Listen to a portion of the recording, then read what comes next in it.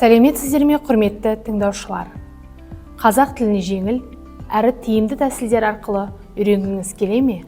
Ендеше біздің арнамызға қосылыңыздар.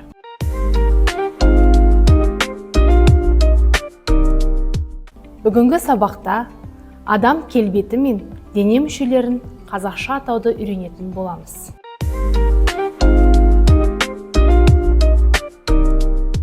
Ендеше сабақты тыңдалым әрекетінен бастаймыз. Бейнероликті мұқият тамашалаңыздар. Адам денесінде көптеген мүшелер бар. Біздің басымызда көз, құлақ, мұрын және ауыз болады. Көзбен көреміз, құлақпен естиміз, қолымызбен жұмыс жасаймыз. Ал саусақтар заттарды ұстауға көмектеседі. Кеуде мен іш дененің маңызды бөліктері. Аяқпен жүреміз және жүгіре аламыз.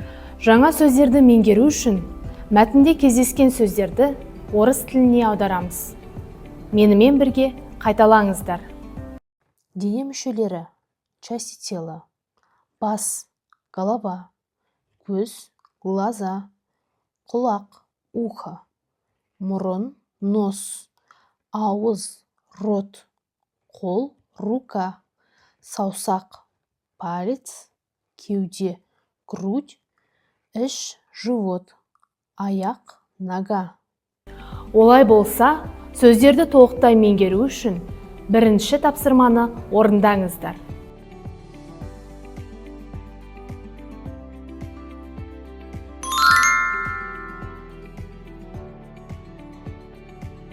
Екінші тапсырмада асты сызылған сөздерді қазақ тіліне аударамыз.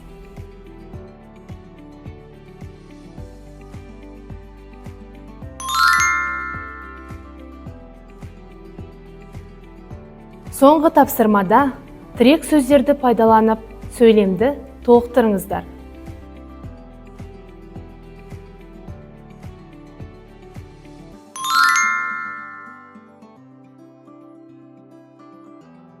Сонымен сабағымыз аяқталды.